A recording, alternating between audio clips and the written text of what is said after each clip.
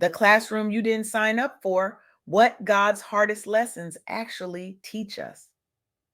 I recently sat down with Sade Rogers, a woman whose resilience, transparency, and unwavering faith have become a lifeline for countless people navigating their darkest seasons.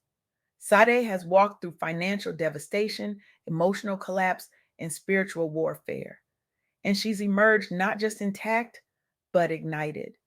Her work in guiding others through their own hell and back moments has shifted the trajectory of lives, families, and futures. She's living proof that your worst season can become the birthplace of your most powerful purpose. And what she shared with me shook something loose in my spirit that I need to share with you today. Because here's the hard truth we need to talk about: God's lessons are not designed to break us, they're designed to build us. And I know that sounds like something you'd find stitched on a pillow at a discount store, but stay with me. Because when you're in the thick of it, when your bank account is screaming at you in all caps, when your heart has been shattered into pieces you're not sure you can ever reassemble, when you're working three jobs and still can't catch a breath, when you're holding everyone else together while you're quietly falling apart in the bathroom at 2 in the morning, it doesn't feel like a lesson. It feels like punishment. It feels like abandonment. It feels like God lost your address, forgot your name, and moved on to someone more deserving. But what if, and I mean, really, what if the hardest seasons aren't proof that you've been forgotten? What if they're proof that you're being prepared? Let me tell you about Sarah Jakes Roberts, daughter of Bishop T.D. Jakes, pregnant at 13 years old. She dropped out of high school, battled shame so deep, so suffocating, she thought it would swallow her whole, went through a painful public divorce, faced scrutiny from people who claimed to love God but couldn't extend an ounce of grace. The kind of hell that makes you wonder if you'll ever be whole again, if you'll ever be seen as anything other than your worst mistake. And here's what Sarah did: she stopped asking, "Why is this happening to me?" and started asking, "What is this here to teach me?" That shift from victim to student, that's where transformation starts. She reframed her story spiritually. She saw her teenage pregnancy, her failures, her public humiliation not as God's rejection, but as part of God's lesson. She sought healing through counseling, through writing, through deepening her relationship with God. And then she did the bravest thing. She publicly shared her story through books, sermons, conferences. She transformed shame into testimony. Today, Sarah Jakes Roberts is a best selling author, a nationally recognized preacher, co pastor of One Potter's House at LA, and the founder of Woman Evolve, a movement that helps women use their past as fertilizer for their purpose, not as evidence that God abandoned them. Thousands of women credit her honesty and spiritual framing of pain as the catalyst for leaving abusive relationships, pursuing purpose, and returning to faith. Her work has normalized conversations about shame, trauma, and redemption in Black church spaces and beyond. Sarah's hell season became her ministry material. And that's the first thing I need you to hear today. Your pain can be preparation, not punishment. God's hardest lessons often show up as loss, betrayal, delay, failure, but they are not proof that you're forgotten. They're often proof that you're being prepared. The hell and back seasons strip away what you thought you needed so you can see who you really are and what you're really called to do. Now, I want to talk about Myleik Teal.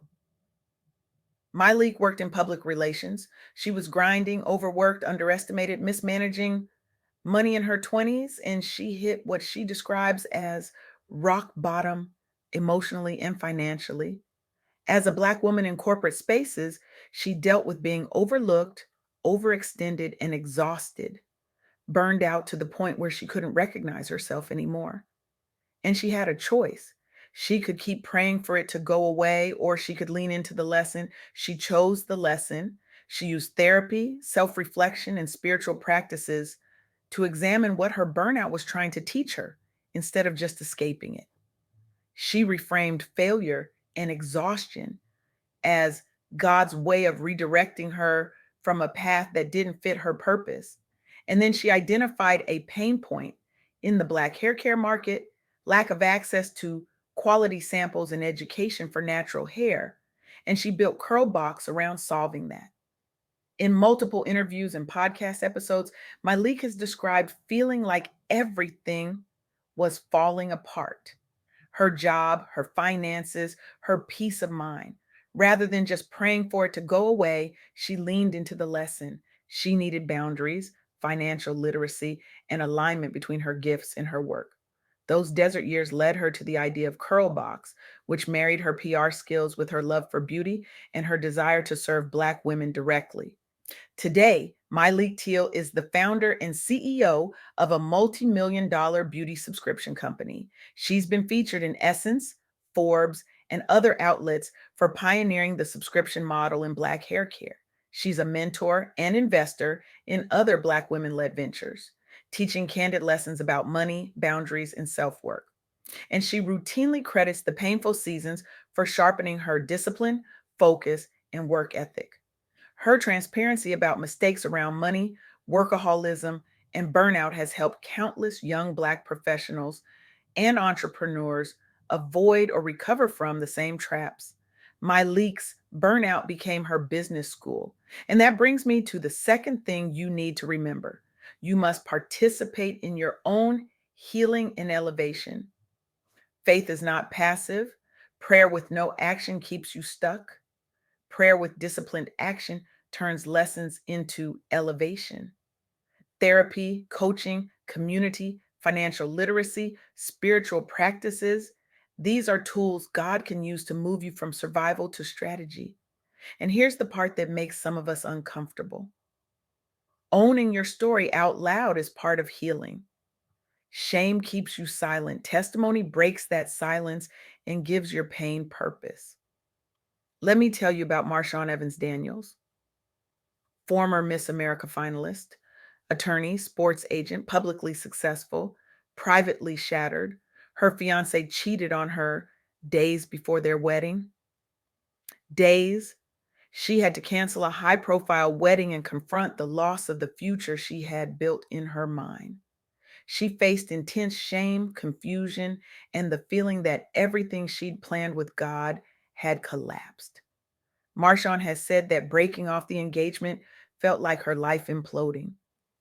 But over time, she recognized that what she thought was God punishing or abandoning her was actually God rescuing her from a misaligned future.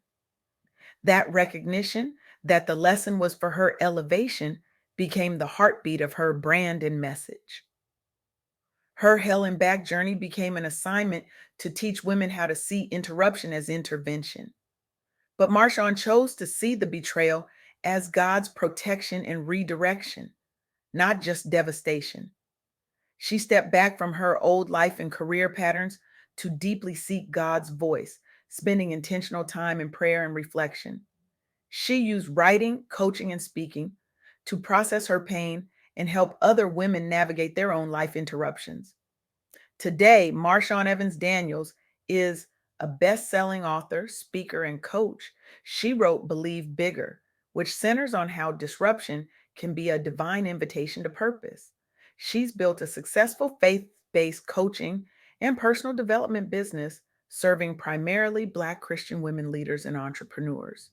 She's developed frameworks like her Purpose Map that came directly out of what she learned in her darkest emotional season. Her work has helped women around the world reinterpret heartbreak, divorce, and disruption through a lens of purpose, not punishment. Many clients and readers credit her frameworks with giving them the courage to leave misaligned careers and relationships and step into entrepreneurship or ministry. Marshawn's heartbreak became her assignment. And that's the third thing I need you to hear. Your story is an assignment, not just an experience. What you survived isn't just for you. It's a lifeline for somebody else who's in the thick of it right now. Turning your story into service through business, mentoring, content, or community work is one of the clearest ways to honor what you went through. There is power, especially for Black professionals and entrepreneurs, in building businesses, brands, and legacies that are rooted in what God taught you in your darkest seasons. And I want to be clear about something.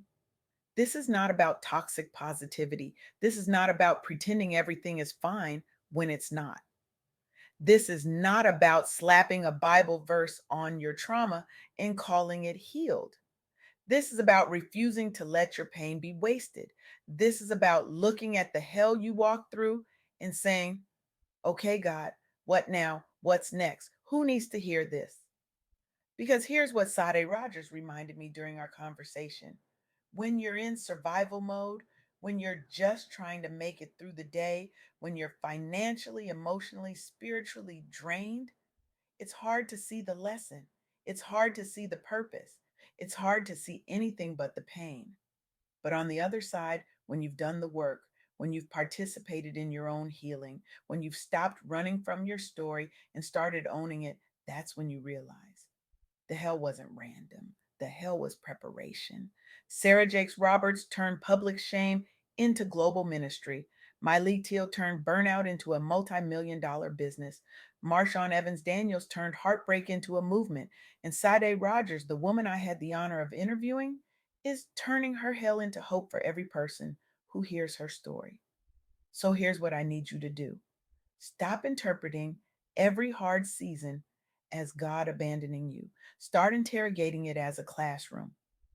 This week, take one situation that feels like hell, a job, a relationship, a financial struggle, and write down three things.